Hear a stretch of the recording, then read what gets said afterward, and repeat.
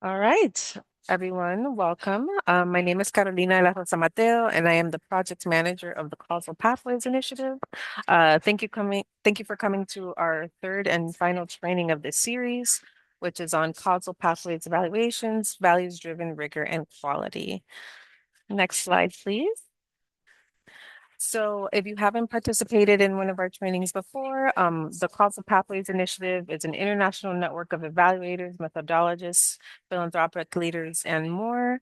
And ultimately, the initiative is focused on supporting philanthropy, other funders, and evaluation partners in building awareness, will, and skills to use evaluation approaches that can make sense of causal relationships. This initiative is, I believe, in its fourth year, and we've had various opportunities to connect with you all with trainings like this and others. We have a coffee break next week that you should register for if you're not currently registered for that. So definitely continue to stay connected, and we'll share a little bit about how to do that at the end of the presentation. Today, we have Drew Coleros and Florencia Guerzovich leading the training, and I will give them an opportunity to introduce themselves before we dive into a poem. So I'll hand it over to Drew to share first. Sure. Hey, everybody. Really happy to be here with you. My name is Drew Claris. I'm a principal researcher at a evaluation research firm called Mathematica, based in Cambridge, Massachusetts. I'm a systems change evaluator and been part of the Causal Pathways initiative for a few years now, engaging in different aspects of their work, and have the privilege to be partnering with Floor, doing this training for the second time as well. And I'll pass it to Floor now. So much, Drew. Hello, everyone. Thank you for joining us. I'm Florencia Gerzovich. I'm an independent consultant. I support organizations doing evaluation, but also in their broader monitoring, evaluation, research and learning needs. I work with big philanthropies and multilaterals as well as with grassroots groups. And I'm based in Florianópolis, Brazil. So, oi a todo mundo. Thank you both. So before I hand it over to Drew to get into the content, we just want to do a quick poll to get a sense of who is in the room. So there will be a question about your organization type, your role, and your level of experience with causal pathways evaluations. So I'm going to head and launch that now, and we would appreciate you responding to let us know who is here with us today.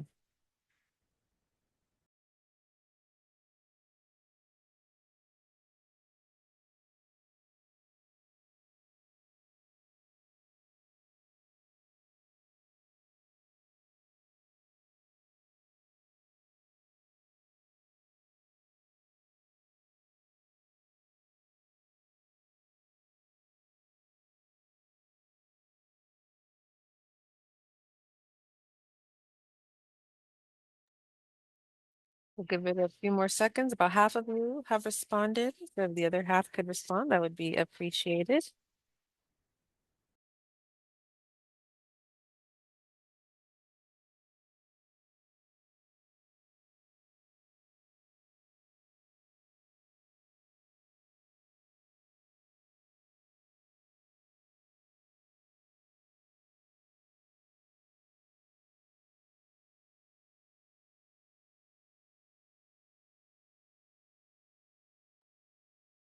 All right. So, of those of you who answered, we've got a good mix. We've got a couple from foundations, nonprofit, for profit, and others. So, kind of across the board, some representation, which is pretty cool. In terms of primary role, the majority of you work as an evaluator, and we've got an individual that works as a philanthropic leader. So, thanks for being here. And then finally, we've got a little bit of spread in terms of the level of experience with causal pathways evaluations, with about half of you saying that you've learned about causal pathways evaluations but haven't conducted one, maybe because you attended one of our previous trainings. But a few of you are new and a few have a little bit of experience. So nice spread there as well. I'll hand it over to Drew. Thanks so much, Carolina. Yeah, great to see so many evaluators here today as well. So hoping we can have a nice, very practical conversation about causal pathways. So what we'll hope to cover today over the next 2 hours or so, we've now consider yourself welcomed. That was the welcome. And we want to think a little bit about what rigor and quality look like in causal pathways evaluations, talking a little bit about traditional notions of rigor and why those might fall short for the types of evaluations we're thinking about here with causal pathways, and ways that we can start to rethink what rigor looks like, tapping into evaluator practices that strengthen rigor, helping us to surface our values and use those to drive rigor, and how that intersects with inclusive and participatory approaches, the way that we can use particular tools like rubrics to help us assess and strengthen rigor. And then we'll have some time to chat at the end as well. So we're really hoping at the end of this 2 hours that you understand how to strengthen quality and rigor in a causal pathways evaluation through different approaches, reflecting on our evaluator practices, integrating values in our assessments of quality and rigor in causal pathways evaluations, how to employ how to use inclusive and participatory approaches to strengthen rigor, and then the use of rubrics as one approach to do that. It'll be a bit of combination of some presentations by Flora and I on some key concepts, and then there'll be time for you to interact in small breakout rooms with each other, and then also having some chance to have wider question and answer in the group as well. So with that, I'll start us off by talking a little bit about how we might need to rethink rigor, or how we do need to rethink rigor when we're talking about causal pathways evaluations, and why traditional notions of rigor fall short in this space. Oftentimes, when we think about rigor, uh, we think about some of the more conventional evaluation approaches that talk about rigor, like experimental or quasi-experimental evaluations. And then there's a hierarchy of different types of evidence and research designs, and some are defined as more rigorous than others. So oftentimes in more conventional evaluation, we equate rigor as a methodological concern. But if we start to understand what's underlying some of the assumptions about what constitutes rigor in these types of evaluations, there's really underpinned by some of the assumptions of the methodologies themselves about our ability to control the stability, fidelity, and replicability of certain types of designs. But when we start to think about the messy world of complexity and where we're conducting causal pathways evaluations, these dominant models of rigor don't really fit for systems change work, where change is dynamic, multi-actor, and context sensitive. So we need to start thinking a little bit differently about how to drive, how to string pathways evaluations. And really that values have to lead rigor if we want credible and useful evaluations in more complex settings. Because we're thinking about situations where rigid, linear, and context blind thinking don't make sense when we're trying to embrace the full complexity of a situation. So when we're thinking about rigor and systems change efforts, we need to reflect a broader set of dimensions that are looking at complexity, inclusion, how we deal with notions of emergence and multiple plural causal pathways that are happening simultaneously, and feedback loops between them. These are the kind of notions and dimensions that increased rigor when we're thinking about a causal pathways evaluation. And this work isn't new. There's been a lot of work to think about how we can redefine rigor. And ultimately, when we're thinking about this, it's at the core of evaluation. If we think about the word evaluation, it means to give value. So values is at the heart of it. So when we're thinking about making value judgments in a causal pathways evaluation, we have to start thinking about the values at the core of that work. How do we unpack our values, surface those values, and then use those values to drive and redefine rigor? So the training that we put together today is based on our experience as causal pathways evaluators. It also draws on a rich research tradition and grounded in some of the concepts that come out of the inclusive rigor framework that have been working to redefine rigor. And this has also been put together into a guidance document that you can link to here. Well, when you get the slides, you'll be able to find that also on the Causal Pathways website as well. But ultimately, what we're talking about here is how our values inform all stages of an evaluation and how our values also inform our practices as evaluators. So values are really at the core of our work. Our values inform our areas of curiosity or where we want to focus in evaluation. Our values inform the questions that we ask, the methods and approaches that we use to address them, how we make sense of the data that we collect, who participates in those processes, um, and the perspectives that we bring in to the evaluation from data sources to the participants and how participants take part in every stage of the evaluation, from the focus to the questions we ask to the methods that we use. We also have to start thinking about the values that we bring as evaluators and our perspectives and practices. So I'm going to pass it to Floor now, who's going to start to give us an example of how evaluators' values and our practices can help to strengthen rigor. True. So we're gonna deep dive with some examples to try to unpack what and does this look like? How is that our practice our as evaluators might strengthen quality and rigor? And to do that, there's like two practices that are particularly important in a causal pathways approach. The first one is reflexivity, which is understanding ourselves as evaluators. What do we do? Right. And this is not in a philosophical, ideal way of, unending reflection, but in a way that actually help us make decisions and evaluative judgments which are in our control as evaluators. The second practice we'll talk about is credibility, which are the things we do to build trust from others in the work in our evaluative work. And these are important to operationalize our values and those of other stakeholders in an evaluative process. So reflexivity, right, is this idea of having self-awareness and using that self-awareness in understanding our positionality, our perspectives, our ideas and ideals, and how they matter for evaluative decisions. Think methods. Choosing a method might be, and applying it might be used or misused.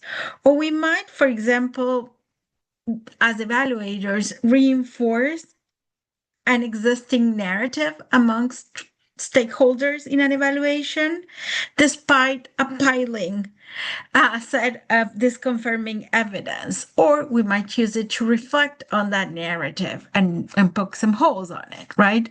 So what do we do? So I wanted to share an example of what Tom Aston and I did in an ex post evaluation a few years ago.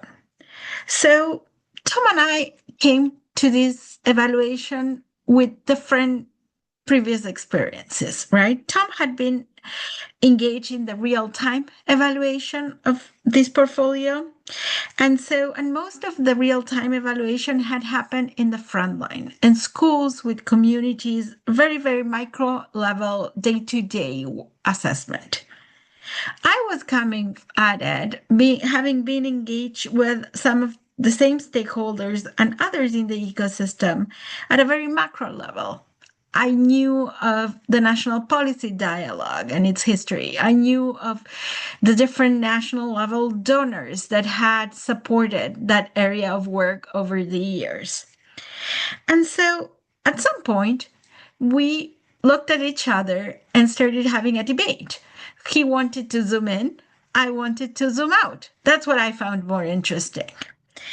And eventually, I think we engage in a dialogue. We engage in reflecting about what assumptions each one of us was making, what biases each one of us was bringing to the table, And what were the connections that we were missing because we weren't making the micro and the macro talk to each other, right? And so by doing that, I think we produced something that was more rigorous and more credible that either of our perspectives could have created on its own. Not least because we were looking at the interactions in the system. And I want to say, like this, I want to underscore this that this was a causal pathways evaluation that I think Karina at some point is going to share the link to, that was anything but perfect world. So we didn't have perfect data. We didn't have a massive budget. But as evaluators, we did have the agency to make choices that put trade-offs, options that we had in the table, and that allow us to make decisions with an eye towards making it more rigorous, more credible, of better quality. And one of the ways in which you can see this is in what we decided to do with the methodological chapter of the evaluation. The methodological chapter, which is chapter 2 of the evaluation, actually captures the reflection that we had, how we exercised that reflexivity, how it informed our baseline, how it informed our choices. And then we put an annex with the more traditional. We picked this method and interviewed this many people. We did that as a way to exercise that reflexivity and share it to make more credible the process. So connection, next practice I want to talk today about, which is credibility. And I also want to give you an example because I think makes it easier to grapple with what does it mean to make our decisions as evaluators more trustworthy to others. And I want you to think of a large donor, which has a board that maybe every 10 years gets together to make decisions on strategy and portfolio, and only every so often in those 10 years comes back to exercise some very light touch oversight. And then there's the program officer or the movement volunteer who maybe want every year or two information or real time, everyday insight into what's going on with the implementation of the funding that board unlocked years ago. They probably have pretty different asks of an evaluator and an evaluation, right? Is this a good strategic bet for the next 10 years or not? Is it something changing the context? Should I pivot? Should I stay doing the same?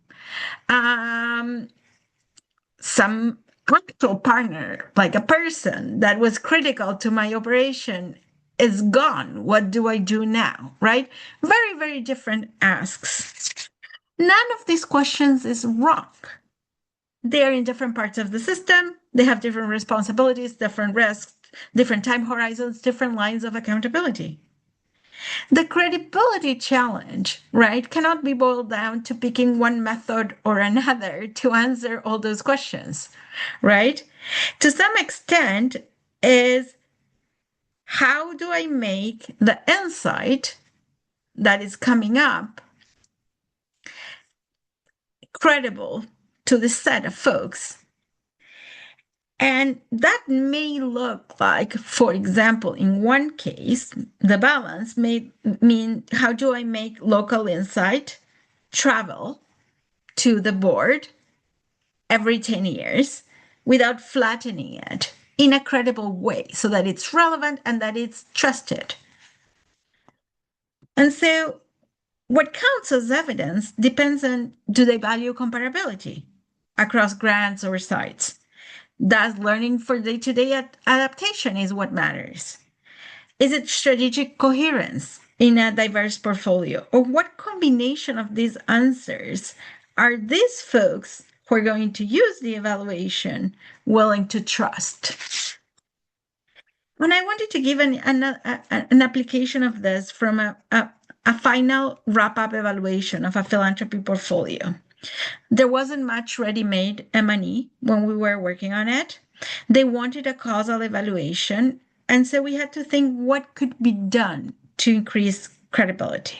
So we brought together a subset of relevant stakeholders to identify and probe not just what the result chain, the formal one, said, but how they hoped to achieve what in what context. And we identified there were a range of outcomes and tactics intended, non intended, expected, not expected by the board when they had set out the strategy. The portfolio worked in different geographies and on different problems, and with folks that were using different strategic approaches. So we had to try to understand systematically why some were working better than others. We made a choice not to average out because averaging out that diversity would have helped no one, was of interest to no one. We use different methods, some process tracing, some contribution analysis, some oral history, some analysis of monitoring data, some comparative analysis. We iterated assumptions and learned from it and revised the analysis and reinform the exercise. But it wasn't just about the diversity of methods, but about how those methods were woven together to bring in credibility within constraints. So I said we use oral history. So why we picked oral history? We picked oral history because we wanted to bring the voices of local partners, and those local partners didn't have a ton of interest in participating because they were doing their work. And so it was a burden to them to think of anything else. And the approach, the oral history, was credible to a range of stakeholders, of users of these evaluation. But then we found a challenge. An oral history is supposed to trust what folks tell us. A causal exercise asks what changed, how, why, how do we know? We question what people tell us. We question their assumptions. We triangulate voices. We look at this confirming evidence and alternative explanations and all of that. So the oral history on its own would not have sufficed to do what we needed to do. It was one piece, and we had to push its boundaries as a way to build credibility of the causal analysis we were doing. So that unpack credibility as a practice, we'll see that work in other examples down the line. And I'm going to talk about values. So next slide, please. So CPI materials, which you can read in the website, you'll see that, as Drew mentioned, draw on the inclusive rigor framework. Next slide, please. But you'll see that especially in the English language materials, right, they tend to focus on three values to guide evaluative choices: equity, complexity, and learning and utilization, which is basically making sure that different users actually find what we do useful and use it. Easier said than done. These values, and I think the important point to underscore, they're not a one-size-fits-all solution. The important thing and the important point to underscore is that stakeholders need to take time in their evaluative process to work through what values they prioritize. It may be these three, it may be none of these three, it may be four, we don't know. And there are tensions across these values. So one needs to grapple with those tensions. And just by way of example, especially for the Portuguese speakers, but also in the Spanish translation of the Causal Pathways Initiatives materials, instead of equity, we use pluralism. Why we use pluralism? Well, that emerged from a dialogue with sources and content in the region that seemed to make, where pluralism seemed to make more sense than equity. And so sources evolved using that one instead. And again, let's try to look at an example. And for that, of one of these values at work and in dialogue with the others. And so if you've taken the previous, especially module 1 of these trainings, you will have heard that complexity is a super important value in causal pathways evaluation. And many of you are probably familiar with the idea, but I want to take a minute to reground it. So, in a lot of evaluation work, we live in the first line, the top line of our of this figure. We assume that we have an activity. Let's say it's a white ball with a black outline. Somehow it goes through some process that we don't question, and we expect outcomes that look more or less like that white ball with black outlines, right? There's some growing space in evaluation work that lives in the bottom line of this figure, meaning we assume there's so much uncertainty in the world. The world is so unpredictable that all we can say is that we're putting a white ball with a black line into the process, but it's futile to try to figure out what comes out because what comes out will look like a purple star and or an orange square. I just don't know. We just need to let emergence emerge. Causal pathways approaches live a little bit in the middle, right? We understand that there's a white ball with black lines coming into the process, but we don't think it doesn't make sense to try to figure out what happens. We open up that box and try to understand what's going on in that process. And what we expect to see has some thrust of partial continuity with what happened in between that input and that process that we look into with systematicity. So it may be that it's a ball, but maybe it's not white, maybe it's blue. It may be that it's white, but it's a heart rather than a ball. And so we think that there are payoffs of doing that systematic analysis between emergence and structure, between certainty and uncertainty, between plausible explanations that might come up of this process. And with that, I'll stop and I'll pass it on to Drew.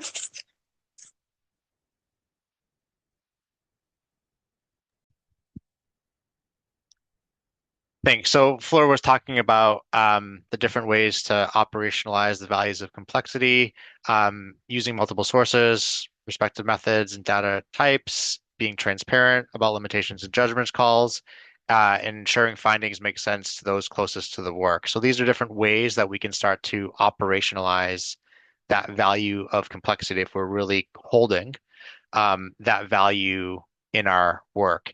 And I'm going to talk us through a little example of what this could look like in practice. This is from a causal pathways evaluation of a virtual and hybrid school model that we conducted recently, finished about a year ago or so. Just a little bit of background on this evaluation itself. This was an evaluation of virtual and hybrid learning models that was happening in the context of a national narrative here in the US post-COVID that virtual and hybrid learning doesn't work to achieve learning outcomes. During the COVID epidemic, lots of the schools here closed down. Lots of school systems pivoted to virtual and learning, and there's been a lot of documentation over the last several years that there was a significant amount of learning loss that happened in the US context during that period. So there's kind of a normative narrative now that, oh, virtual and hybrid learning doesn't work because of all of that learning loss. But in fact, that normative thinking doesn't play out across the board because there are some models where virtual and hybrid learning is working quite well. So we conducted a causal pathways evaluation of 4 virtual and hybrid school models in the country that had previously demonstrated evidence of achieving learning outcomes. We knew that these models had promise and there was evidence that they were achieving learning outcomes, but we didn't understand how they were working, why they were working, and for whom they were working. So the evaluation focused just on that, understanding how and why these models were working differently for different types of students and under what conditions. And we aim to generate some rigorous evidence that could help other school leaders learn from these four sites about how they might implement similar approaches in their context.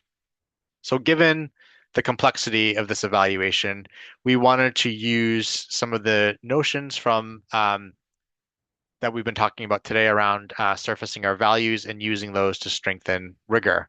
So the first thing that we needed to do as an evaluation team was surface the values that we had. And here's the process that we went through to surface what those values were.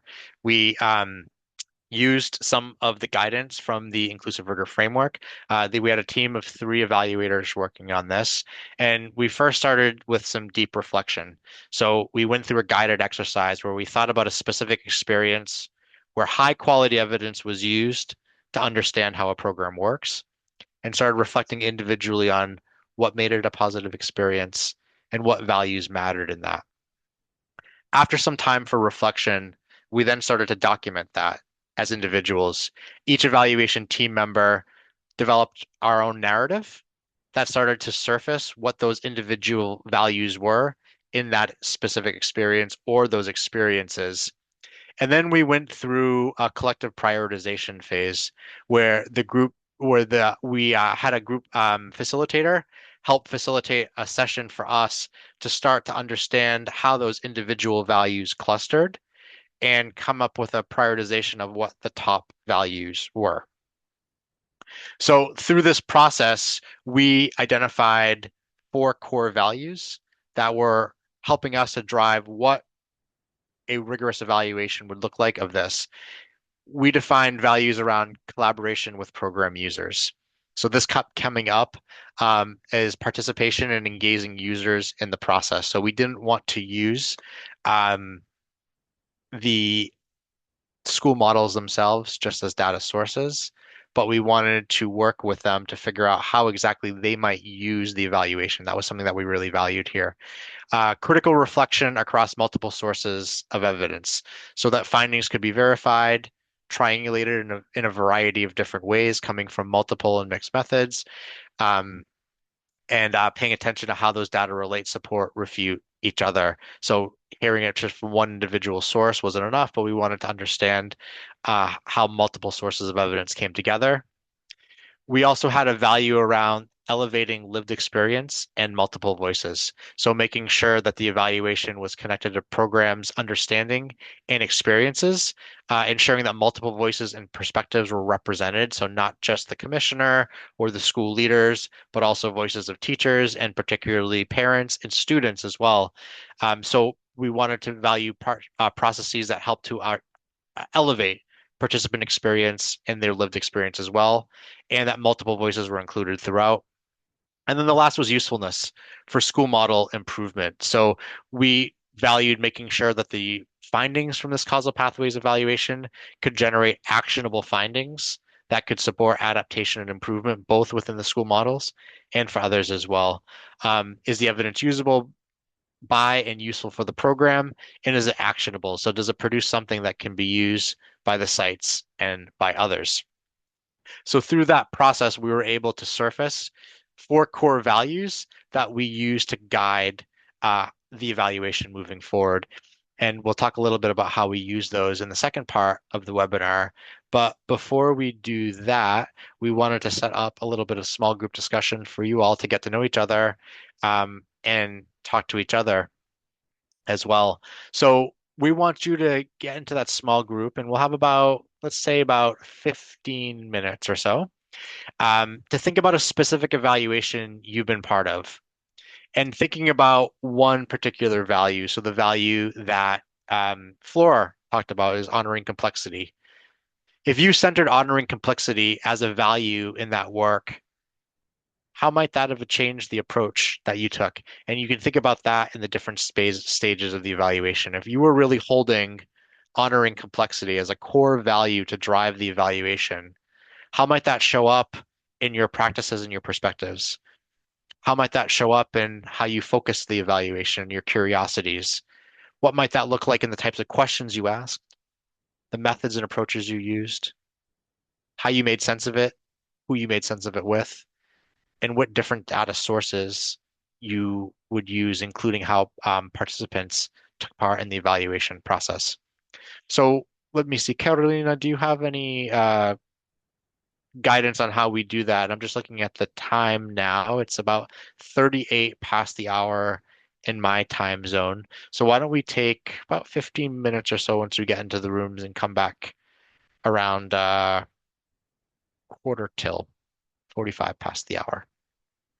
That Oh, thank you, Carolina. Okay, I'll go back to sharing. Let's see if this is going to share the same way.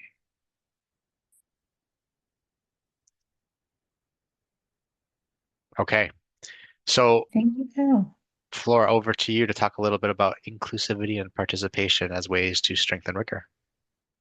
Thank you, Drew. And I think we're going to explore this, like, why is this a little bit different than some of those most general discussions in practice, by looking at how we can strengthen rigor and operationalize our values first through inclusion and participation, and then through the use of rubrics. And I want to say that for CPI is very intentional about rigor being strengthened by inclusivity. But again, this is not detached from the discussion of the practices that we had in the prior before the breaks, right? Where it's about the judgment calls that we make, thinking about reflexivity and credibility in that process. Next slide, please. And so often when we talk about participation, we very, very quickly move into approaches, methods, tools to do this. Sometimes we also go into the opposite direction rather than very practical, nitty gritty. We go into very philosophical and abstract grounds, right? Here, the point we want to make is that for the Causal Pathways Initiative, participation can be embedded in every step in an evaluation. You can see in the slide a series of steps that we all take in an evaluative process.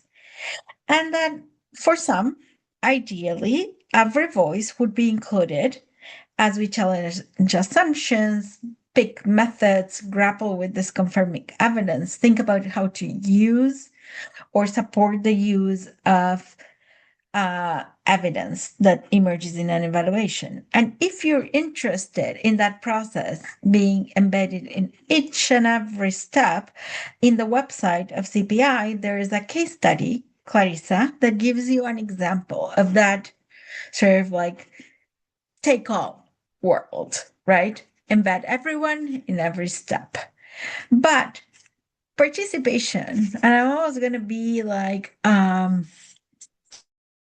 cheeky in the language in this context, is not a kumbaya moment, or as we would say in Brazil, a ciranda moment, right? Where everyone comes together, shares their voice, and more voice, it just comes in, and critical judgment walks out the table, and we all feel good about just sharing insight. Here we're grappling with making critical judgments as essential to that participatory process to help us make causal claims, right? We're doing a causal pathways evaluation after all. And that means that we need to grapple with real organizations and what they come up with and real ecosystems. So different stakeholders, different questions, different information, different incentives, different risks, different languages, different authorities, right?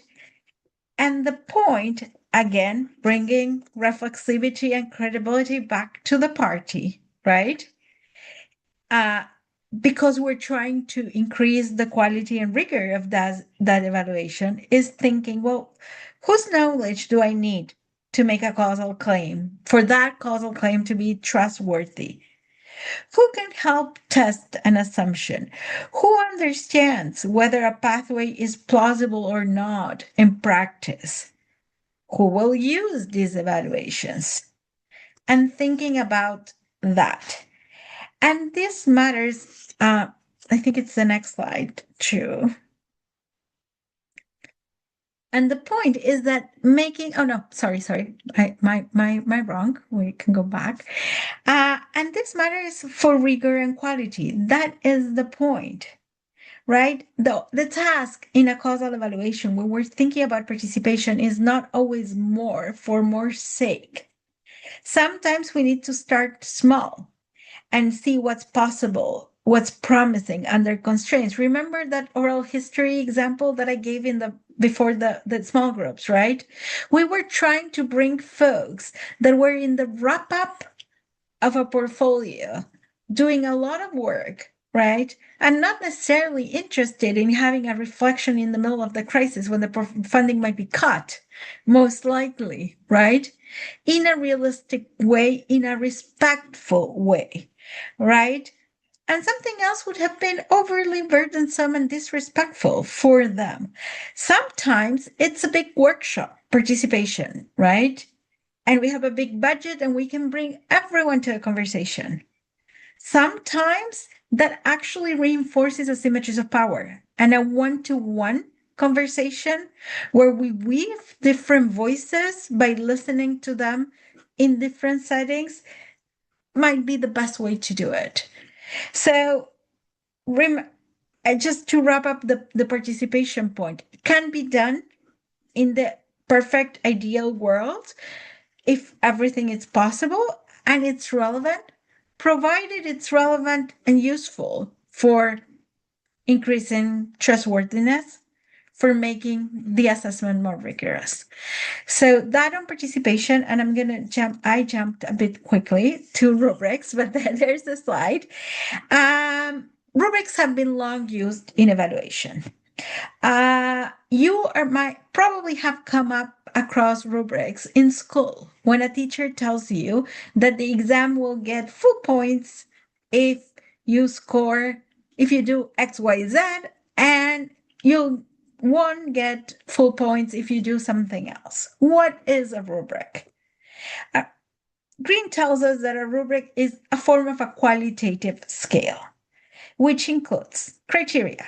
So, what are the aspects of performance, qualitative, that we're interested in? It includes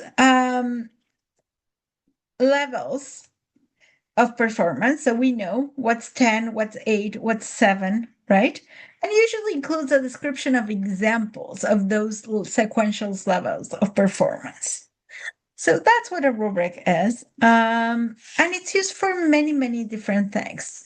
So within causal pathways approaches, right? And again, in thinking what is our purpose here, you can use them to judge your overall methodological approach. You can use it to make judgments tied to the evidence and the content that you're evaluating. You can use it to make a claim about how strong your evidence is or your decision looks like. I'm very confident. I'm not so confident in this judgment call. Or you can use it to operationalize your values. And I'm going to share an example that does a few of this at once. So in the next slide, you'll see a rubric. See, it has levels of performance, of scale up. This is an example that was developed as part of the World Bank Trust Fund, the Global Partnership for Social Accountability. And it happened that when we talked with stakeholders, whether it be the donors or the communities, everyone's headache was scale up. That was the one thing they really, really cared about and were struggling to understand and to explain. And part of the story that we were hearing is that the models that were used to assess and understand and plan scale up didn't match the reality of how people were trying to advance scale up or even achieving scale up. And so we had to figure out how to do this. And we did it in an iterative process of assumption surfacing and testing. So we did consultations to try to understand how folks were experiencing scale and what they were in practice assuming that they didn't talk about in public.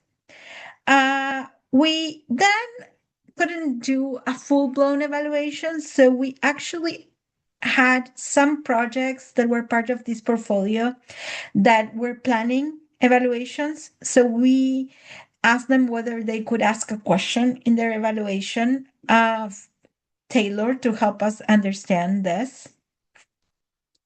And then we did some theory building exercise to try to map different ways, think about outside the box of different pathways towards this elusive outcome. And when the portfolio was ready, because it was for organizational reasons, there was a need to revise the theory of change and the log frame of the portfolio. At that point, we introduced new assumptions, a new indicator, and this rubric. If you look at the rubric has 5 levels, right? The first thing that the rubric does in like the what does 1 look like, what does 2 look like, what does 5 look like, is that it sets steps in a pathway. So we think that to get to scale up, right, we need to get priority stakeholders that are interested in what the project is producing. And then we think that they need to take steps towards using that information. That's 3, 4, 5. So what we're trying to understand is how far has a project gone in that pathway? So that's the first way in which we use the rubric. The second way in which the rubric is used is operationalize values. So in this context, which were a bunch of projects, civil society-led projects between 3 and 5 years in trying to solve very complex problems in very difficult conundrums, people valued political savviness and realism as opposed to idealistic results. So if you look at the benchmark of 5, what does it take to get full points here? In an idealistic world, it might look like, well, everything that the civil society group said was taken wholesale by the government, or the government fully replicated this intervention. Well, these folks told us, no. If you put that as the benchmark, well, by default, we'll fail. We'll never get in 3 years, 5 years. We will not be responsive to context because other government will come in and they'll have their own ideas and those enrich the adaptation of what we're doing. So we don't want to penalize that process in the context. We want to embrace it. And so 5, it's not wholesale adaptation. It's the embodiment of this context relevant political savvy. Some steps are taken to adapt the intervention, and that's what 5 looks like. There is a third use of this rubric, which is the strength of evidence use. So if you look, scoring 1 takes no evidence. Scoring 2, 3 takes some evidence. But if I'm going to give you 5 points, I want to have more robust finding. And so I want to be able to say that there are at least 2 sources that I triangulated that give me more confidence to give you full points. So 3 ways in which the rubric is used in one, all packed in one. Not all rubrics do all of this at once. Some rubrics only focus on strengths of evidence or just focus on the causal pathway, but you can do it. This rubric, just for use sake, for explaining, so we did it in initially we created it based on the insight that we had collated through the process. And first we looked at existing data in reporting and retrospectively codified that to validate the rubric. When there was the opportunity after the theory of change and the log frame of the program of the portfolio changed, at that point we were able to embed it into prospective data collection, and so we validated it prospectively. And then we used it to in other ways through evaluations within the portfolio and actually outside the portfolio to validate this pathway to scale up, which we eventually call resonance, which gave us the ability to produce more rigorous but also more grounded evidence. See, these are not contradictory, they happened at once, of how people were actually producing scale up outcomes that initially at the beginning we couldn't capture. So with that, I'll pass it on to Drew, who will share another example. Sounds good. Thank you, Floor. We had a quick poll that we were going to do, but we're such a small number. I think I'm going to skip ahead. Uh, and then I'm going to show the next steps from the mini case study that I was talking about earlier around values from a causal pathways evaluation of virtual and hybrid school models. So before the small group exercise, I had talked about the four values that we surfaced in that example: collaboration with program users, critical reflection across multiple sources of evidence, elevating lived experience in multiple voices, and the usefulness for the school model improvement. So when we wanted to start thinking about the quality of evidence in our causal pathways evaluation, we used these four values to help operationalize that. So we first started with a list of the potential criteria that could be used to assess the quality of evidence within an evaluation. We drew this from the paper that's linked to below that you'll get access to, but essentially there are different ways that you can think about quality evidence within a causal claim: transparency, triangulation, plausibility, uniqueness, representativeness, transferability, ethics, responsiveness, independence, uniqueness, utilization. These are all dimensions that we could use to guide an assessment of quality evidence in an evaluation. What we did is we set up an exercise with the group looking at the collective values that I had just talked about, and we started to say, okay, well, if we are using these values to drive and judge quality of this evaluation, which of these dimensions would we prioritize? And each evaluation team member had three little dots that they could use to vote. The closer was the most important. The farther out of the bullseye was kind of important, but not as critical. And we used this exercise collectively, and then ultimately landed on four criteria that we prioritize as highly aligned with our values: triangulation, plausibility, transferability, and then we kind of clustered together responsiveness and representativeness. So in those different dimensions, as Flora was talking about with the rubric, then we defined each one. I won't read these to you, but as ultimately we defined what good looked like in each of these four different dimensions. So, for instance, for triangulation, the use of multiple lines of evidence and sources to inform the causal claims made, and the consistency of findings obtained through different means. This is the benchmark or the standard that we were looking to around triangulation. We then developed a rubric, a 5-point scale, following the model that Flora was talking about, where from that definition, we defined what a score from 1 to 5 would look like.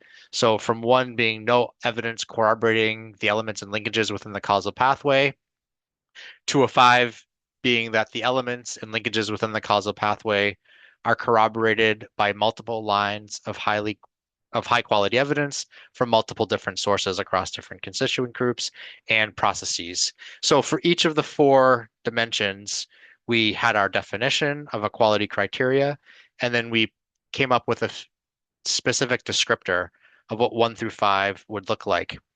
in our draft evaluation report, we provided this rubric to two external reviewers and asked them to judge the quality of our contribution claims, our causal claims within this evaluation using the rubric.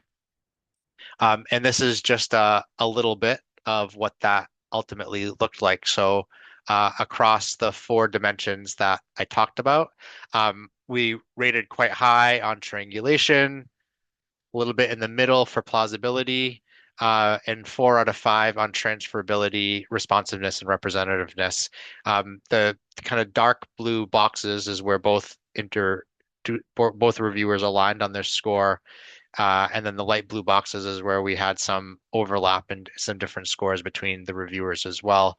But ultimately, we used this and we included this in our final report as part of our quality criteria to demonstrate the credibility and quality of our contribution claims. Now, a couple limitations to this is that if we would have done this a little bit earlier on in the process, we could have not only used this to guide quality, but we could have used this to also strengthen rigor. Because there were limitations in each of these dimensions that we could have addressed. So had we done this a little bit earlier in the process, we could have gone back and used these to guide how to strengthen the quality and the credibility of our causal claims in the future. Another limitation of this mini case that we exposed here as well is that the values that we surfaced right on through were a collective process of the evaluators. And, that I do see a lot of value in that process. And I think it was really useful for this evaluation. But the process could have been really strengthened by widening the parameters on who was included in that process. So, for instance, the commissioners, some of the participants, students, teachers, parents, what would they judge as quality of evidence? If we could have opened that up to a wider process, the values would have looked differently, which means that the criteria that we use to judge quality might have looked differently and ultimately could have continued to strengthen the evaluation. So just to say that this is, a learning journey that we're all on. Hoping that this, example just gives you some thoughts and some inspirations for how you might start to operationalize some of these principles around quality yourself. But obviously, there's always room for improvement. So with that, we were going to do a little bit of a small group, but since we're such a small group now, I might just share the reflection question and then we can just spend some time either discussing this question together or anything else that you want to discuss as well.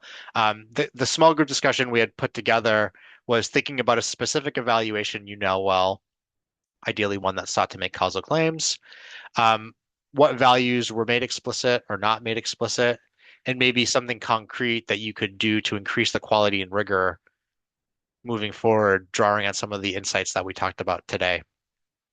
Those are just some reflection questions to start with, but also happy to just open it up to talk about those or anything else that you want to discuss before we close out today in this small group.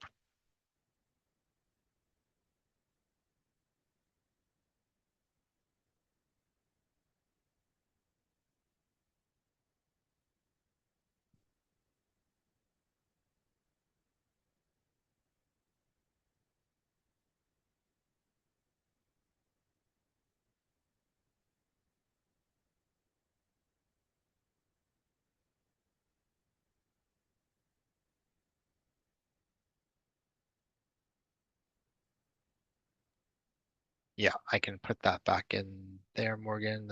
I'll just drop it into the chat for everyone. So this was the kind of prompt, just thinking about ways that you could bring values in. I mean, anything that you think that you could do in a current evaluation or looking back at an evaluation recently completed where some of this work could have been done, could have been useful, anything you think you can start to incorporate into your evaluation practice moving forward. Any questions about the case that I presented or any of the useful examples that Floor presented? Really, really open to you we're here for anything you want to discuss. Mamadou. Yeah, I'm just thinking on like the step that we could or should take before we start like giving a number or assessment evaluation on this attribute. So how to like validate these criteria with everyone in the room, all stakeholders, in order to, yeah, when you give them 3, 2, 1, 5, they will actually buy your story. Like, yeah, we committed to this before we go, and I get two because of this, that, and plus whatever. And yeah, for not start behaving like, yeah, why you give me one instead of three, and like, yeah, just to get them accepting um the result of, yeah, what your evaluation show up at the end of, but during the process. I don't think if you get it. Yeah, we totally get it, and it's a great question. I can share my experience from that process was that this was a very um, evaluator-driven process in terms of that we wanted to use some sort of process of surfacing values to improve our own quality. So we were committed ourselves to that quality improvement process. So we went through that journey together. Somebody helped us facilitate it, but ultimately, because we were involved in every step from surfacing values to generating the rubric all the way through, by the end of the actual process, when the raters, the validators gave us, kind of shared the final rubric with us, we all agreed. It all made sense to us because we had been through that process. And in fact, we kind of knew where that was. But I can imagine if thinking about somebody else developing those rubrics and then applying them to us, I think what that really shows is that it has to be a transparent process and it has to be open and participatory throughout. So the people that are being part of that process need to be brought along so they understand where that is and they understand how the decisions were made in order for them to kind of understand where the ratings came from and then particularly to increase their buy-in to use those, to accept them and then to use them moving forward. I don't know what you'd add to that, Flora. So maybe I'll add like an imperfect situation where bringing everyone in the room is not even like relevant or possible, right? So I'm part of a panel that assesses quality of evaluation claims, right? And it's very common that evaluators write, say, use a rubric to self-assess, like, okay, this evidence is strong, this claim we're not so confident on, right? They'll use that. There's no way in which like the quality assurers or even the stakeholders that are the ultimate users, say in a board, could be part of a participatory discussion of how that was assessed or what's the criteria in the rubric, because there's this specific setting values independence and values busyness of people, right? People are busy. They're not going to be part of the process.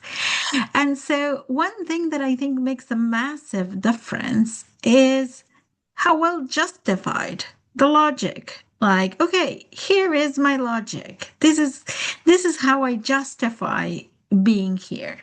And I can guarantee you that the professional quality assurers care a lot about that logic, and probably the board person is never going to go into depth into reading the nitty-gritty of that logic. So we can read a much longer report than a board person focus on quality of evidence. But that board person needs to get enough signals that this is the case, right?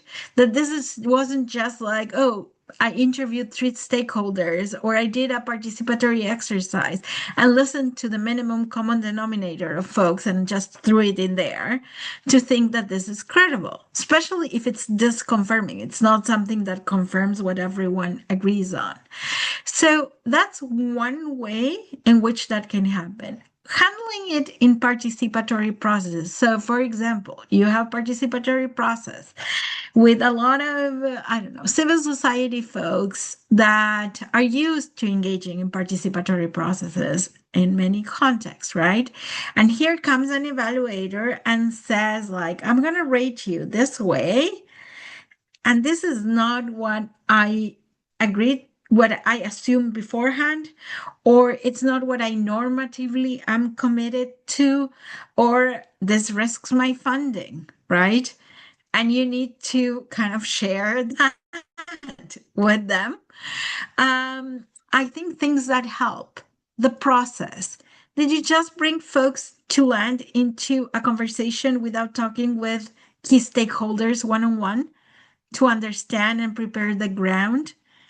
How you use that shared sense making space to, what kind of exercise, what kind of facilitation do you do, right?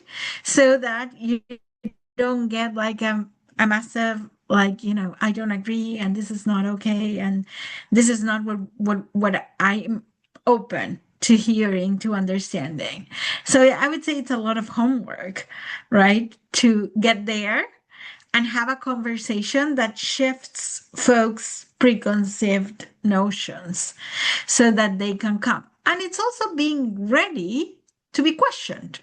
Maybe your assessment is not what other folks would make with the same kind of information. So, what are you hearing back? And does it make sense, right? And if not, like, are you willing to reflect and build on that new piece of evidence, if you would, that comes from a conversation with stakeholders? So it's a balancing act, right?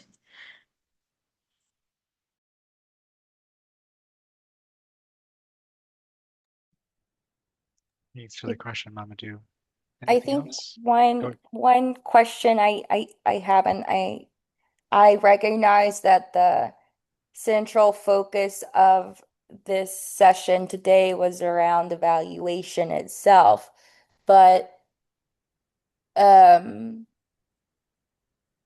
have you all used some of these practices when you're not at the evaluation stage, like when you're at the hypothesis stage or the strategy development stage, and how does that look similar and different to, or even connecting to the evaluation that you could do after and testing those hypotheses? Thanks.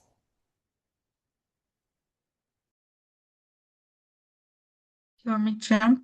Yeah, go Or do for you it, want to Flora. go to? So that's a brilliant question. I mean, I was talking with a colleague the other day who said, like, eventually every strategy is a set of hypotheses with different levels of validation. And I think it might be a good starting point, right? Yes, I've used it in strategy processes, especially strategy processes that are connected to, for example, thinking of an incipient theory of change that we want to learn from as we go, because we're working in a space that it's unclear, right? We don't know exactly. We have presumptions about whether we are well placed to implement the strategy. It might be a different way of working than before, right? And so I can't talk about specific organizations like confidentiality, but I can give you like an anonymized version of an anonymized example, right? So I was working with this donor who was basically embarked in a process of rethinking its own ways of working. It had funded in a particular way in the past, and wanted to pivot to a different way of working. So what that can look like, it can look being more opportunistic or more patient. It can look like funding bigger grants or longer grants versus smaller grants and kind of more fragmented, like letting 1,000 flower bloom or just picking two winners and funding them big so that they could go. And so they were changing from one extreme to the other, right? They were changing from maybe being a less hand-on to a more hand-on donor or vice versa, right? So they had all these questions in their decision making. And so when we started pretty early on with the team was like, okay, you were given these parameters by the higher ups and you're going to start designing a portfolio to try to operationalize it in your thematic strategy, your geographic strategy. Can we start thinking what does that look like over time, right?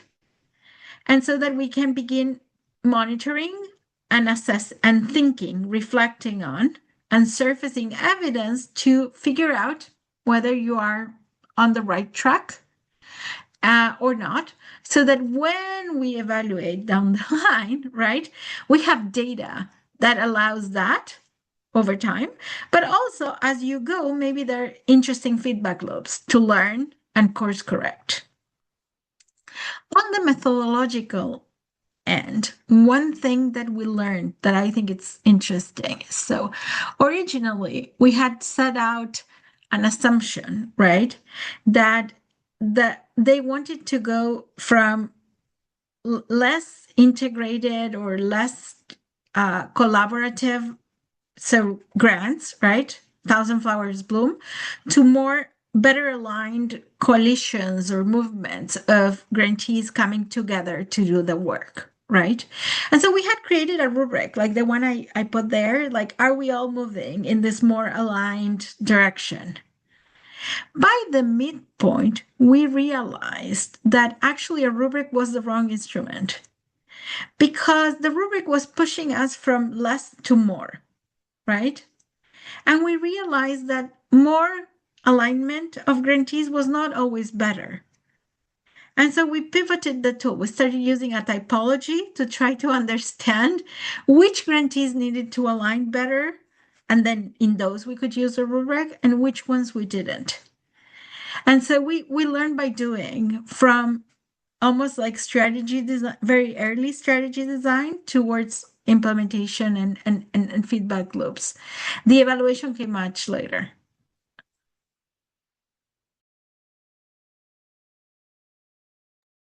Thank you.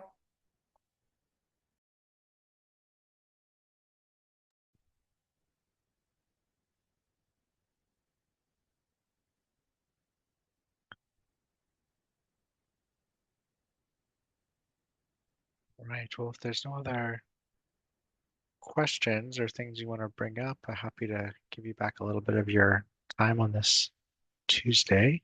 Um, Flora and I are also happy to stick around for a few more minutes in case anybody has any specific questions that you want to ask. But other than that, I think we can.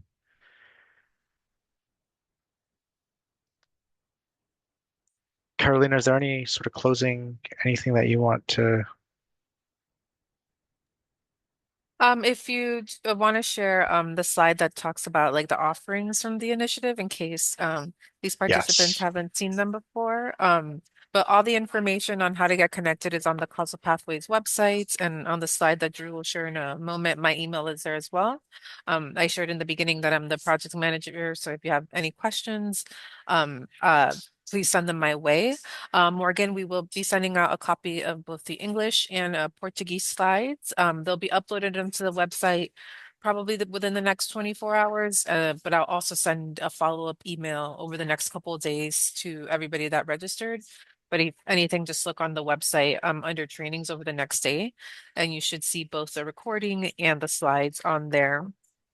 Some of the resources that I alluded to include presentations and trainings like this one. I mentioned in the beginning that we have a coffee break next week with Steve Powell and Gabriel Caldas from Causal Map that'll be focusing on how robust are your causal pathways and integrating an AI and causal mapping. So it should be pretty interesting. Um, in the past and in the future as well, we'll go to the American Evaluation Association conference. We're able to attend other events if you would like us to come to your organization and do a presentation like this or something different. In terms of resources, we have a partnership with betterevaluation.com that serves as a resource hub with many different types of resources on causal pathways evaluation. We have case studies on the Causal Pathways website, including one in Portuguese. And we have a book chapter with a step-by-step guidance on how to plan a causal pathways evaluation. And then finally, we have our brain trust to help funders work through tough questions with field experts like Drew and Florencia and others. And you are always welcome to reach out to set that up. We would do like an introductory call to figure out if it's a right fit, and then would move forward with the brain trust if it feels like it's a good opportunity for the funder. But yeah, if you ever have any questions about anything, please reach out to me at carolina@causalpathways.org. And thank you for participating in this training. And we look forward to engaging with you in other spaces. Thanks so much, everyone. Thank you. Have a great you. afternoon. You too. Take care. Bye, everyone.